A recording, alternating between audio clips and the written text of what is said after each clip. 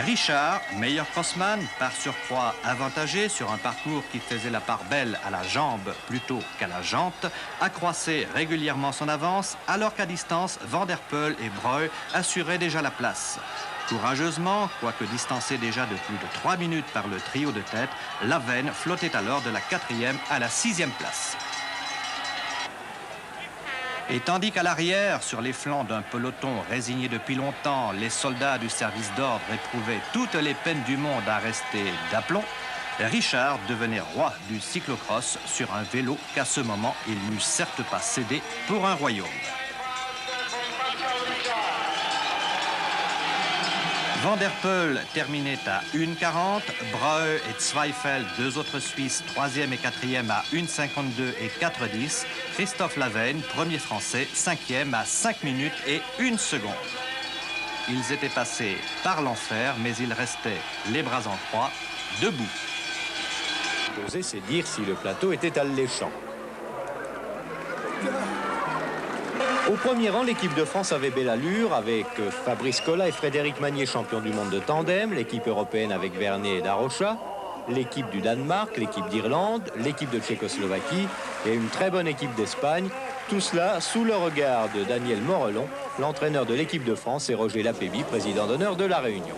Première épreuve en nocturne, celle du kilomètre contre la montre, et premier succès français avec Frédéric Magnier qui réussira un excellent chrono en 1 minute 6 secondes 25 centièmes. Le Français n'a pas été champion du monde pour rien, mais le temps réalisé est exceptionnel compte tenu des conditions atmosphériques très fraîches. Le deuxième sera un Espagnol, Bernardo González, nettement dominé en 1 minute 8 secondes 8 centièmes, et le troisième Darocha de l'équipe Europe, champion de France professionnel de vitesse en 1 minute 9 secondes 16 centièmes. La France avait donc montré ses intentions d'entrée de jeu. Deuxième grand moment, la finale de la poursuite olympique entre l'équipe de France ici au premier plan et la Tchécoslovaquie, que voici, championne du monde de la spécialité, un match au sommet. La Tchécoslovaquie est emmenée par Kundera, elle est privée de Bouchta, médaillé de bronze à Vienne.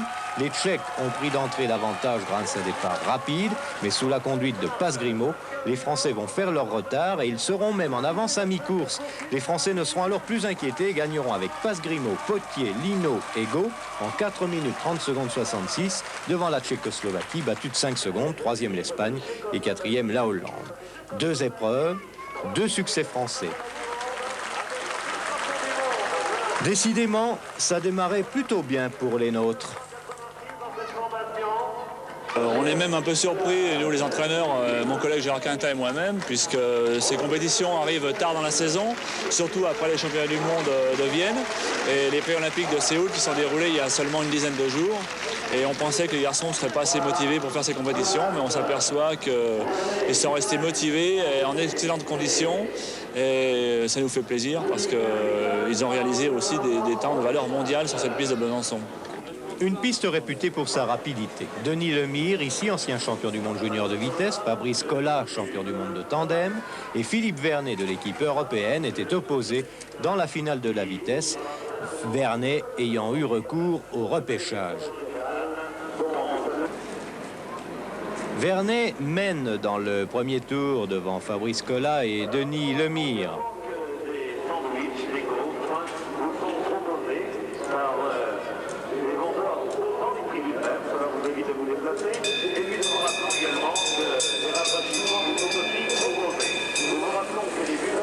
Vernet lance le sprint de loin, Lemire est en 2e position, il surveille les opérations à distance. Mais attention au retour de Colas qui n'a pas dit son dernier mot. Toutefois, Lemire, très puissant, va placer maintenant son démarrage. Colas s'échine derrière lui. Il va tenter de le déborder par l'intérieur, mais rien à faire. Premier Lemire, 2e Colas, 3e Vernet. Temps des 200 derniers mètres, 11 secondes 72 et nouvelle victoire française.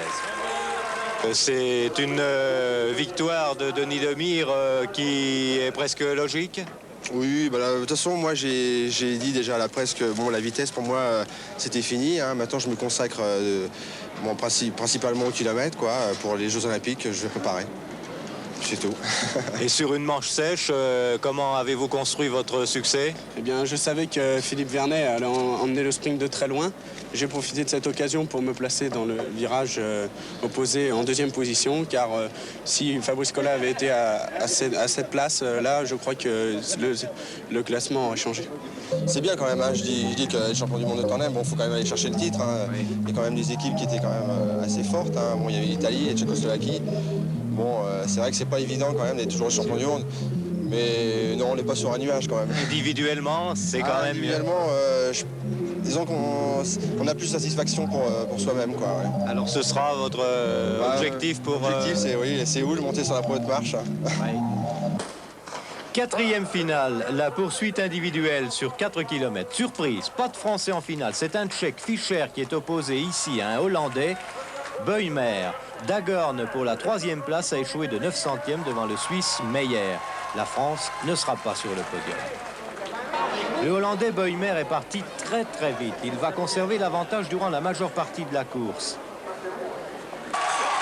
Mais à 2 tours de la fin, Fischer passait la surmultipliée et était à égalité avec le Batave qui cédera finalement dans le dernier tour.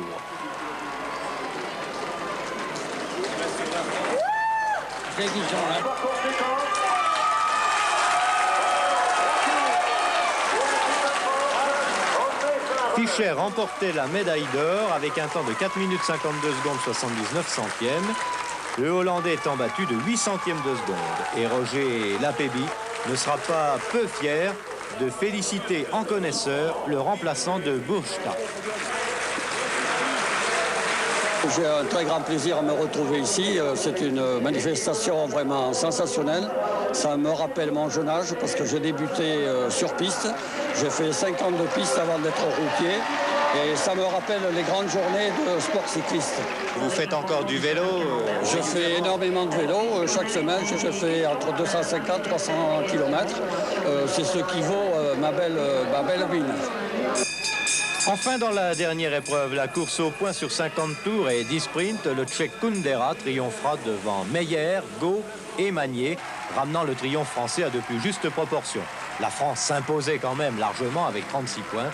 Deuxième, la Tchécoslovaquie. Troisième, Chevillots.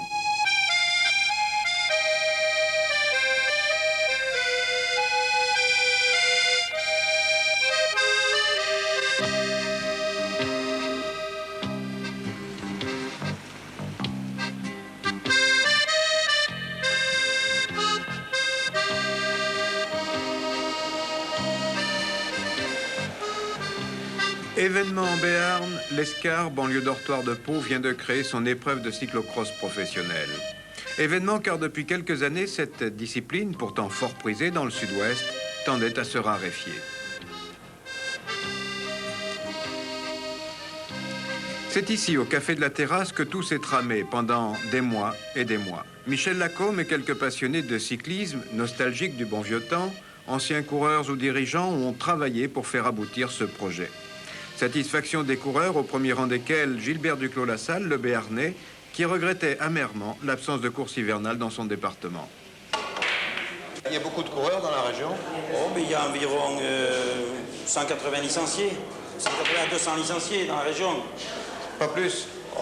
Si, avec les minimes et tout, enfin, j'en parle environ, j'ai pas 200 ou 220, je ne sais pas exactement. Ouais. Et en matière de cyclocross?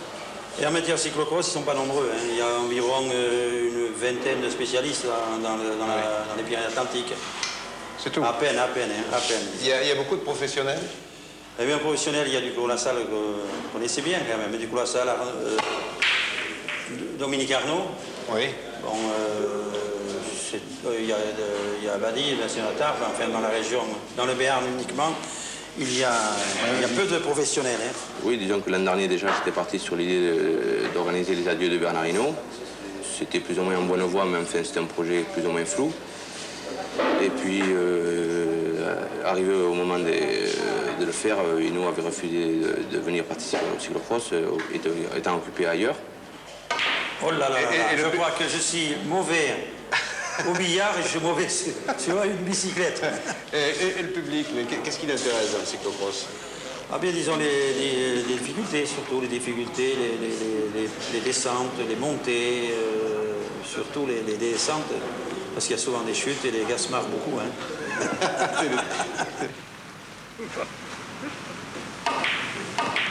Il y a eu également, il y a eu Anglade qui a été champion de France sur route et qui faisait cyclocross, il se défendait pas trop mal. Hein. Ouais.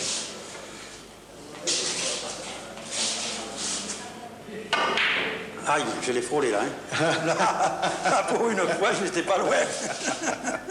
J'étais vraiment pas loin. Il y a de la place dans notre région pour de nombreux cyclocross comme celui-là. Mais disons qu'on souhaiterait qu'il y ait plus de cyclocross. Il y en a quelques-uns dans la région, mais disons que ça mériterait qu'il y ait d'autres manifestations. Oui. Mais disons que je monte une association pour organiser des manifestations de haut niveau. C'est sûr que si ça marche très bien cette année, je repartirai l'année prochaine dans le cyclocross et puis éventuellement dans d'autres manifestations sportives de tout genre. Qu'est-ce qui vous a incité à organiser un cyclocross ici à l'Escar? Avant tout, c'est la passion du vélo que j'ai depuis très longtemps, depuis tout jeune. Et puis je voulais créer quand même une animation ici à l'Escar, une animation qui manquait au point de vue de sport de haut niveau. Ce qui m'a amené à choisir le cyclocross, parce que c'est un sport qui est assez méconnu, qui n'est pas répandu dans la région. C'est peut-être plus facile pour démarrer sur une organisation. Le cyclocross, a priori, était assez facile à organiser. Mais... Alors là, vous présentez quand même un beau plateau, 15 professionnels, 15 amateurs. Ça a été facile de mettre tout ça sur pied? Facile sur le papier, et après, on s'aperçoit qu'il y a d'énormes difficultés pour la réalisation. Et les coureurs, on croit tous les avoir. Quand on découvre, on s'aperçoit qu'on ne peut jamais les joindre. Il faut le faire par téléphone, il faut de l'un à l'autre. L'un il est pris, après il s'engage, il se désengage. On repart à la conquête de l'autre. C'est que des problèmes. Dans le temps, il y a une vingtaine d'années, là, disons, l'Urbe Saint-Christo. Hein. Oui. L'Urbe Saint-Christo, il y a eu des épreuves avec les professionnels, avec Rondeau, Jaudet, Dufresne, disons, Anglade, Robic. Robic est venu, Volchol est venu. Vous voyez, c'était vraiment... Puis nous avons fait le championnat de France également. Je dis nous avons, parce que je faisais partie de l'organisation. Nous avons eu le championnat de France également professionnel, gagné par André Dufresne. André Dufresne, sur les traces duquel Pierre Bernet, l'orthésien, devait ensuite courir et rouler victorieusement pendant plusieurs années. C'est sous la pluie que les concurrents sont arrivés à pied d'œuvre sur la plaine du Liana à l'Escar, un magnifique circuit à la fois roulant et sélectif. Aujourd'hui, pas d'hésitation, il faut choisir les roues équipées de boyaux à crampons pour mieux mordre dans le terrain boueux. Un à un, les professionnels et amateurs viennent rechercher leur dossard avant d'aller reconnaître le parcours. Parmi les professionnels, Colotti, vainqueur du Tour de Vendée, porteur du maillot rouge dans le dernier Tour de France. Éric Caritou, qui s'illustra en 84 dans le Tour d'Espagne, mais aussi dans divers Paris-Nice ou Tour de France. Marc Gomez, champion de France en 83. Dominique Arnaud, René Jourdan, Renan Pinsec, Joël Pellier, 12e des Nations il y a quelques semaines. Les meilleurs amateurs aquitains leur porteront la contradiction, et notamment Jean-Paul Raymond, le champion d'Aquitaine 86, Bruno Blangeois, celui de 87. Au total, 32 coureurs doivent prendre le départ. Enfin, 31, car Christophe Lavenne, accidenté, a fait parvenir un télégramme. À l'heure prévue, il en manquait 4 autres, et non des moindres. Duclos-Lassalle, Pinsec, Arnaud, Jourdan. L'organisation décide de retarder quelque peu le départ, mais au bout de 25 minutes, difficile de retenir les présents qui commencent à ronger leurs freins. Et juste au moment du départ, arrivent les retardataires.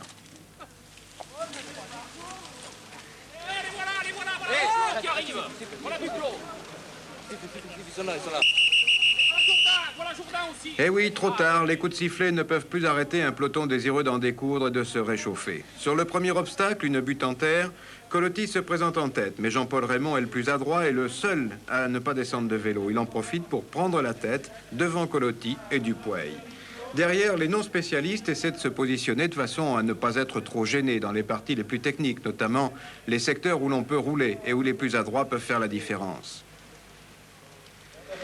Car les circuits de cyclocross sont étudiés pour alterner passages roulants et portions accidentées, mais toujours en terrain naturel.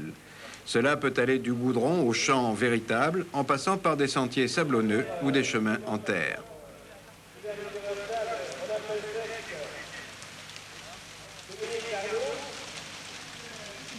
Naturellement, il y a toujours un secteur en sous-bois où, l'automne venu, l'humidité rend la course plus difficile. Et pendant que les coureurs effectuent leur premier tour, Michel Lacombe décide de donner un nouveau départ avec les retardataires cette fois. Mais ce n'est pas sans mal qu'il peut arrêter les concurrents, et notamment Jean-Paul Raymond, déjà largement en tête. Déçu, celui-ci va d'ailleurs préférer se retirer. Quant à Patrice Thévenard, piégé dans ce premier tour, son regard en dit long, la leçon doit être retenue. Sans Raymond, mais avec Duclos-Lassalle, Pinsec, Arnaud et Jourdan, le peloton se libère enfin, alors que la pluie tombe toujours.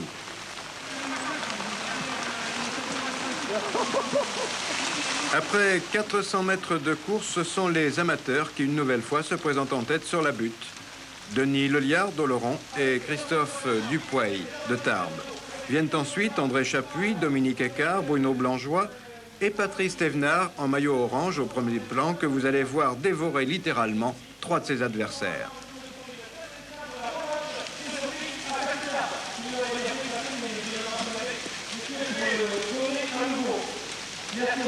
Avec le maillot rouge au milieu du peloton, Gilbert Duclos-Lassalle, l'enfant du pays, au palmarès intéressant comprenant de nombreuses victoires et notamment dans Bordeaux-Paris ou l'Étoile des Espoirs, héros ces dernières années de certaines classiques et principalement Paris-Roubaix. Sans être un véritable spécialiste, il s'est souvent bien comporté en cyclocross. Il précède ici Gilles Mas et Jean-Claude Colotti. Mais déjà, le rythme n'est plus le même que devant, où les choses vont bon train. Les écarts s'agrandissent rapidement à tel point que les premiers rejoignent déjà et dépassent même les attardés, ce qui n'est guère du goût du public.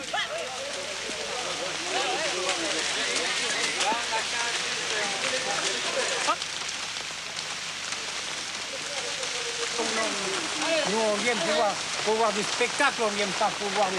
Comme là, les débuts à doubler, t'as fait ça de coureur. Oui, c'est le premier. Voilà le second. Et oui, le second avec le numéro 10, c'est André Chapuis. C'est un spécialiste à son affaire sur ce terrain. Il est lancé à la poursuite de l'homme de tête. À l'arrière, il y a des petits groupes qui s'accrochent comme ils le peuvent. Nous trouvons ici Arnaud, Pinsec, Lagrange, Jourdebatch et Dupuy, retardé par une crevaison. Devant eux, un autre groupe comprenant 2 professionnels, Louviot et Leclerc, et 2 amateurs, Leliard et Abadi. En remontant encore, Joël Pellier fait une belle course. Enfermé dans le peloton au départ, il est revenu en 3e position dès le 3e tour. Il a entraîné dans sa roue 2 amateurs, Lagrange et Écart. Boyer et Hulbert, eux, n'ont pu suivre. Devant, dominant ses adversaires de la tête et des épaules, Patrice Thévenard, le champion de l'Île-de-France. Il se faufile avec aisance au milieu des adversaires qu'il a doublés.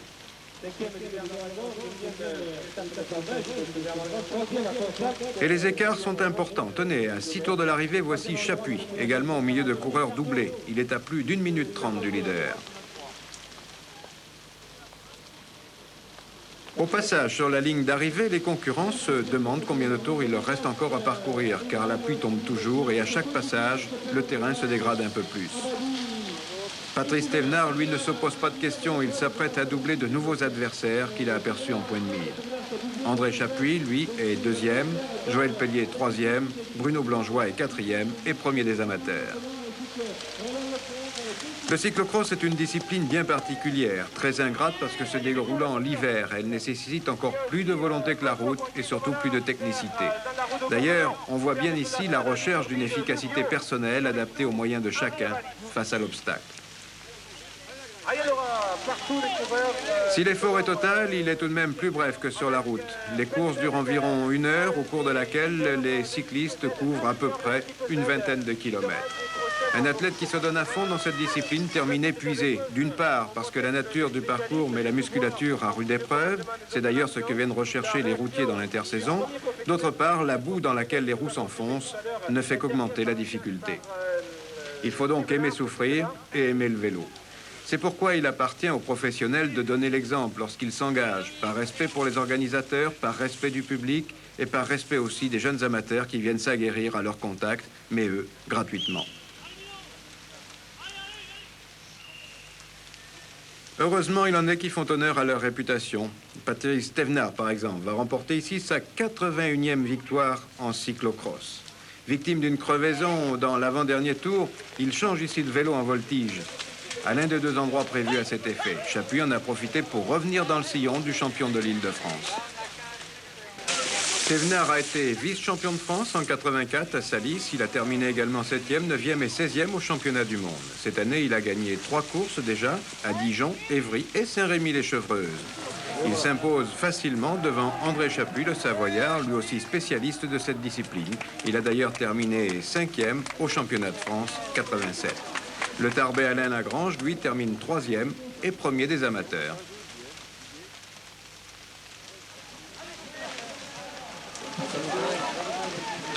Ils en ont donc terminé et ils ne pensent plus qu'à la douche qui devrait leur redonner quelque bien-être.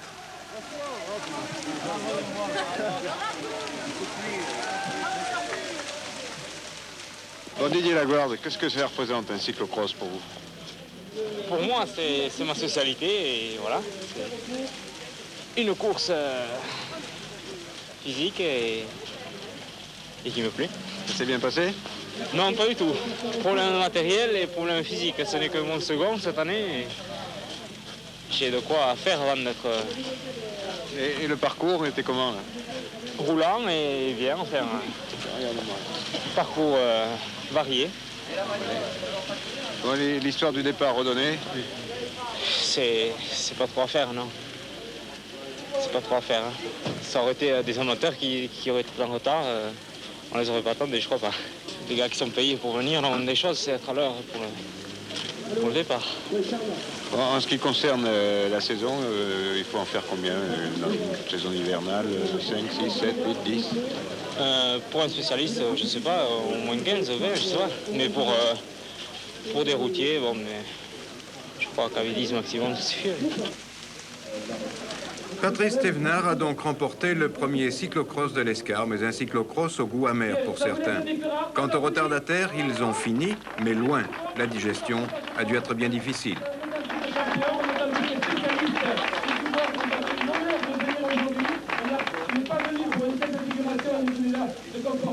En vainqueur tout simplement du début à la fin, c'est Patrice Thévenard. Encore des applaudissements pour Patrice Thévenard. Voilà, merci. Patrice Thévenard, cette victoire, c'est la 81e, elle est bonne?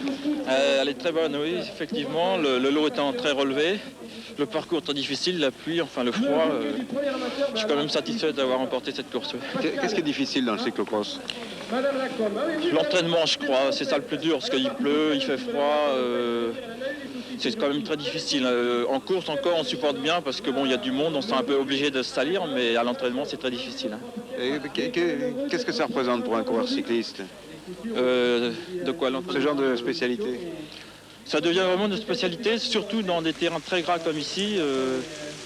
C'est un petit peu de l'adresse, de la technique, puis disons beaucoup d'expérience aussi. Hein. Michel Lacombe, cette fois-ci la course est terminée, il y a un beau vainqueur, déçu, heureux?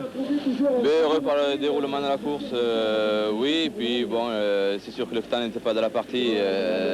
On est toujours déçu quand on manque toujours une manifestation parce qu'il y a une très longue préparation, alors le temps n'a pas été de la partie, mais enfin, peut-être qu'il le sera l'année prochaine, si on recommence. Vous avez un petit problème avec certains professionnels au départ? Oui, je trouve ça quand même assez déplorable pour des professionnels. Je regrette pour les autres coureurs qui on avait lancé le départ. Moi, j'ai pris la décision d'arrêter, mais le public est toujours mécontent quand on arrête la course. Mais 5 minutes après, il oublie. Et pour moi, c'était ma course et je voulais que tout le monde soit là. Bon, ça vous donne envie quand même de recommencer ou pas? Disons que si je trouve un peu plus d'aide, je repartirai. Mais pour le moment, j'avoue que je ne suis pas trop chaud pour repartir.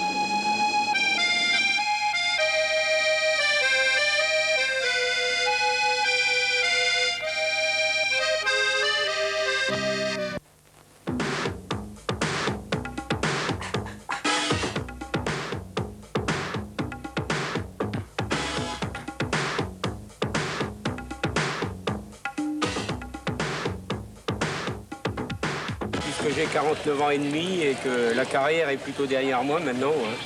Mais enfin, ça me fait toujours plaisir de me mesurer avec des coureurs chevronnés. Et puis en plus, ça me permet de garder une condition physique, disons, non pas de 20 ans, mais de 35 ans. Des coureurs du dimanche, champions expérimentés, ils étaient 65 à s'élancer à la Ville du Bois au départ de la première étape du Tour du Val d'Orge. Oui, vous avez bien entendu étape. Le cyclocross, habitué aux courses classiques, s'est mis au goût de la Formule à étapes qui jusqu'à présent était l'apanage des courses sur route.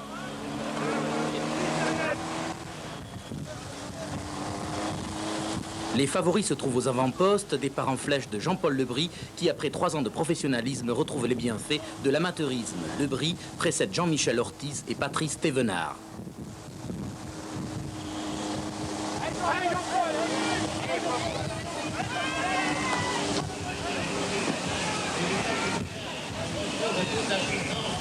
De ces hommes sur route, comme c'est le cas également de Jean-Paul Lebris, c'est donc l'ancien coureur professionnel qui mène la danse ici, petit par la tête. Après ce faux plat, les travaux d'Hercule vont commencer avec l'entrée dans les sous-bois et les premiers arpents à franchir. Avec notamment ici Michel Roger, que nous retrouvons. L'air vivifiant de la forêt va donner du souffle aux 3 favoris, Lebris, Ortiz et Thévenard, qui ont accentué leur avance. Derrière, la course se disloque, les attardés accusent un retard important dès le premier tour. Le nombre de tours étant déterminé en fonction du temps effectué sur le premier tour afin d'obtenir un temps de course total d'1 heure en moyenne. Le fil de la course, les 3 fuyards ne le perdent pas, tandis que les derniers sont déjà dans les choux, même si certains d'entre eux courent dans leur jardin. À l'origine de ces difficultés, un tracé sélectif. Le tracé est très bien, est très technique, un peu de route, un peu de sous-bois. Il est vraiment bien, disons qu'il me convient, il ne convient pas forcément à tout le monde. Moi j'aime bien les trucs acrobatiques où on peut prendre un peu de risque, un beau circuit. Et c'est pas épuisant, une course par étape en cyclocross? Si, très, parce que étant donné que le classement général est au temps, on est obligé de faire le maximum à chaque étape. Donc on finit, on fait à chaque fois 1 heure complètement à fond.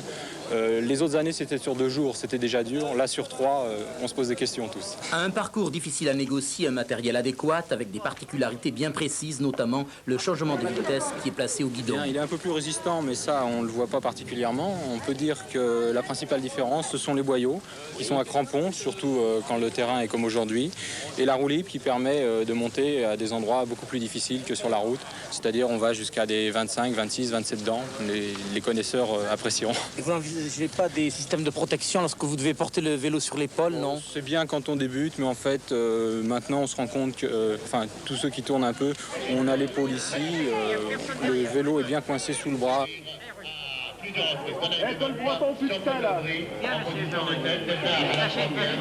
En tête, Patrice Thévenard, au palmarès étoffé, le Parisien n'a-t-il pas terminé 7e des championnats du monde en 1983? Derrière, Jean-Paul Lebris et Jean-Michel Ortiz ne se laissent pas distancer. Mais dans les descentes abruptes, Thévenard prendra le meilleur pour se détacher un excellent équilibriste qu'il est et ne sera plus rejoint. Ortiz et Lebris prendront du retard dans les dénivellations devenues par les passages répétés des pentes savonneuses. Le terrain glissant, Thévenard l'affectionne, apprécié avec quelle dextérité il se joue de la boue et des flaques d'eau. Certains, le vélo sur l'épaule, vont patauger dans cette mare à coureurs, d'autres vont en profiter pour changer de monture. Au sortir de la clairière, Patrice Thévenard entame le 10e et dernier tour en solitaire. Il ne relâchera pas son effort sur l'asphalte, il aura assez de ressources pour terminer au sprint et l'emporter en 55 minutes, 45 secondes s'assurant une marge de sécurité confortable.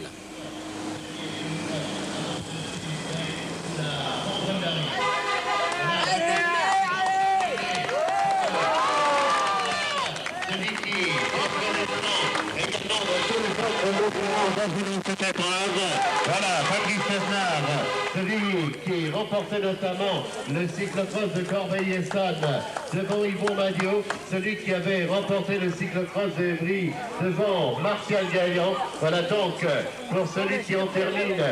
Jean-Michel Ortiz s'empare de la 2e place à 1 minute 47 secondes du vainqueur de la première étape. Le 3e accessite revient à Jean-Paul Lebris, relégué à 2 minutes 10 secondes. Alors Patrice Thévenard, comment ça s'est passé cette course? C'était une simple formalité pour vous? Quand même pas, j'ai eu beaucoup d'ennuis mécaniques. J'ai eu un vélo qui était un petit peu défaillant, j'ai dû changer 3 fois de machine. Et le circuit était très gras, très glissant, 2-3 chutes, mais enfin je crois que tout le monde est tombé 2 ou 3 fois. Vous avez pris la tête de bout en bout, c'est pas difficile de maintenir la tête de la course seule. C'est-à-dire qu'on a un niveau un petit peu supérieur comme aujourd'hui, on peut se permettre de ralentir aux endroits dangereux et d'accélérer aux endroits les plus propices à la force musculaire, disons au gros plateau. Et d'être professionnel comme vous et courir avec beaucoup d'amateurs, c'est pas un petit peu rébarbatif de gagner toujours des courses lorsque vous rencontrez des gens plus faibles que vous? C'est un petit peu l'exception aujourd'hui parce que d'habitude on rencontre des gens comme les Madio, Martial Gaillan, Christophe Laven. Bon, c'est un peu une récréation disons pour cette course. Et dès dimanche prochain, ça recommencera le championnat de France au niveau le plus haut. En dépit d'une pluie battante, le public est venu nombreux assister aux 2 étapes de la 2e journée de ce Tour du Val d'Orge. Vous avez bien vu en gros plan Jean-Paul Lebris. Eh bien, il devra en découdre avec le chronomètre. Oui, fait unique en cyclocross, le Tour du Val d'Orge comprend une étape contre la montre. Jean-Paul Lebris sera suivi de Jean-Michel Ortiz. Voilà, deuxième élève. Lebris, l'ancien coéquipier de Bernard Hinault et de Laurent Fignon, est un excellent spécialiste du contre-la-montre sur route. Dans la gadoue, il n'est pas mal non plus, changeant de vélo au moment opportun. Thévenard, avec son maillot blanc de leader, possède une confortable avance avant d'affronter le circuit sinueux, accidenté de 2 km à Viry-Châtillon. Il prend un excellent départ, alors que Ortiz, 2e au classement général, a déjà concédé une poignée de secondes à Lebris, qui est en tête actuellement. Voici un des vétérans de ce Tour du Val d'Orge, Salvador Infante, qui représente la FSGT. L'originalité de cette course réside aussi par son pluralisme avec la participation de plusieurs fédérations. À la FSGT s'ajoute la Fédération française de cyclisme et l'UFOLEP.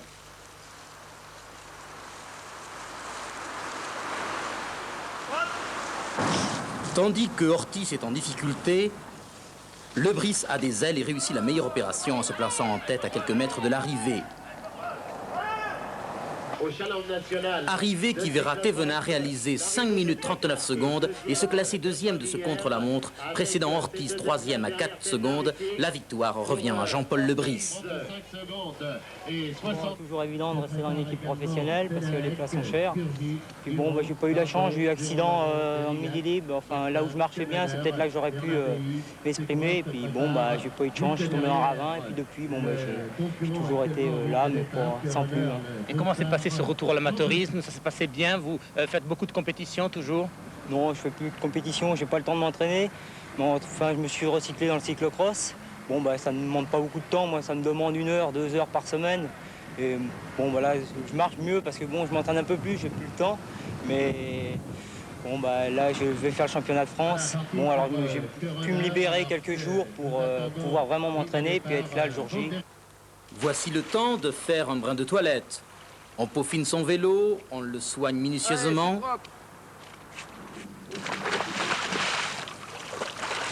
Et revoilà ces fêlés du vélo enchaînés avec la 3e étape à Savigny-sur-Orge. Une 3e étape qui est en fait un labyrinthe dessiné sur un parcours qui comporte une montée et une descente avec quelques passages sur le macadam. Au cours de ce Tour du Val d'Orge, on achève bien les coureurs. Tenez-vous bien, 4 étapes en 3 jours. Démentiel, non? Une idée qui me trottait dans la tête depuis une bonne dizaine d'années. Bon, j'avais observé que dans les années 70, le cyclocross tournait vraiment en rond. Il n'y avait rien de nouveau qui était fait, hormis dans l'équipe de Cyril Guimard qui lançait ses coureurs dans le cyclocross, ses coureurs professionnels. Et j'avais pensé que la formule par étape aurait été susceptible d'amener un public supplémentaire, de déboucher sur une couverture médiatique plus importante. Bon, il m'a fallu plusieurs années pour mettre ça au point et il y a 5 ans, j'ai réussi à mettre au pied cette première épreuve. Et vous ne craignez pas, en réalisant ce genre d'épreuve, d'accentuer les dangers qui sont déjà importants dans le cyclocross? Non, c'est une idée fausse. Les dangers en cyclocross sont minimes par rapport aux dangers sur route. Les chutes en cyclocross, en général, ne font pas mal, alors qu'une chute sur route peut être très dangereuse. Non, c'est spectaculaire, mais ça n'est pas dangereux. Et l'importance d'une épreuve contre la montre en cyclocross, ça peut avoir beaucoup d'incidence au classement général? Pas tellement, c'est plutôt pour le spectacle et c'est pour redonner la même formule que la formule course par étape sur route surtout. Les jambes sont lourdes après avoir foulé un sol glissant, mais plus que de se battre pour la gagne, l'essentiel c'est d'arriver au terme des 10 tours de cette 3e étape. En fait, une course à 2 niveaux, alors que les premiers ont consolidé leur avance, derrière c'est la foire d'empogne. Alors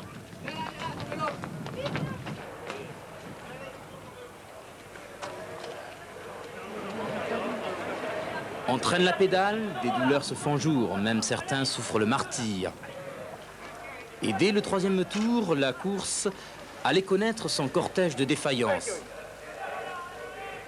Des défaillances qui allaient arriver en cascade. Ah, c'est dur, c'est très dur. Hein. J'ai crevé dans le premier tour et j'ai perdu beaucoup de temps. Et maintenant, se faire doubler par tous les... se prendre des tours, c'est pas facile à rouler. Alors, ayant plus de chance, je préfère laisser les autres tourner tranquillement.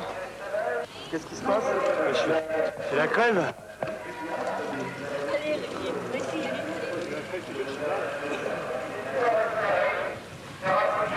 qui s'est passé? J'ai cassé mon dérailleur. Bobo fatigue, matériel défectueux. Thévenard, lui, connaît pas et le leader du Tour du Val d'Orge poursuit son effort en solitaire.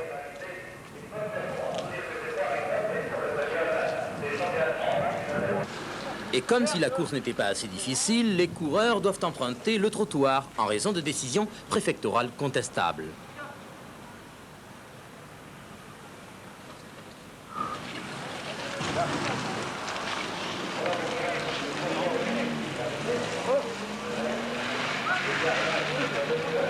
Après le béton des trottoirs, les coureurs reprennent la clé des champs. Ça patine encore, et le décor prend des visions apocalyptiques.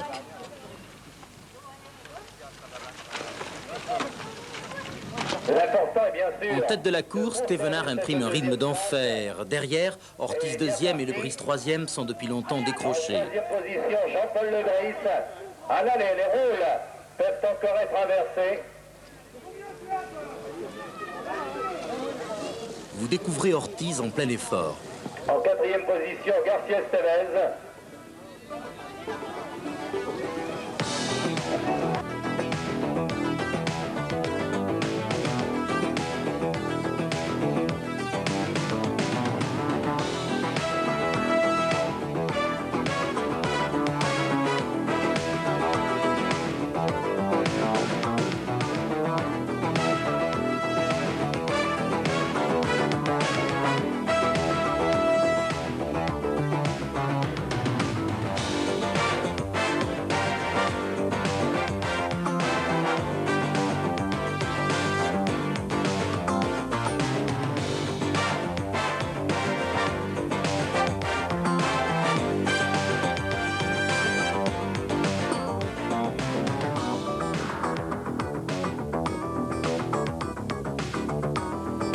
Dans ce genre d'épreuve, les coureurs doivent être dotés aussi d'un sens d'équilibrisme aiguisé.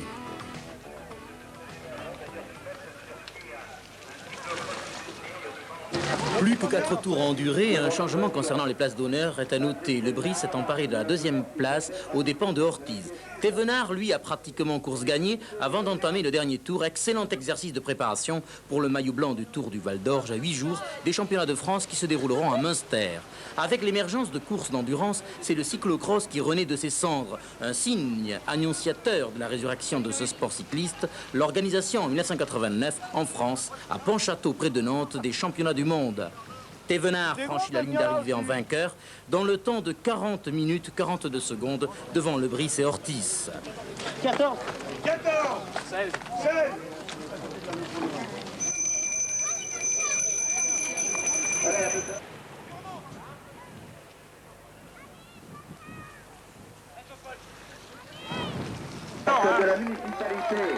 Victoire donc de Thévenard.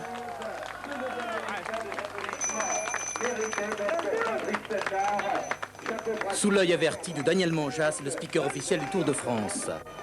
Le classement général qui voit Thévenard devancer Lebris et Ortiz ne devrait pas être modifié au cours de la dernière étape qui se déroule actuellement autour du château de Morsan-sur-Orge et dont le résultat final va apparaître en incrustation.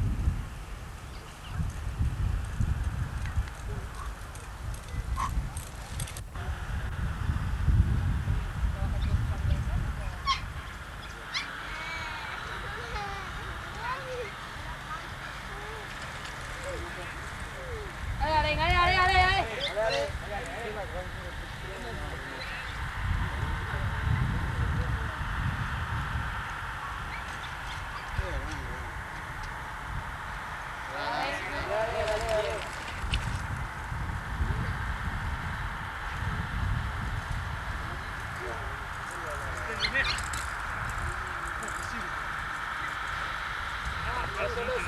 vas perdre du temps.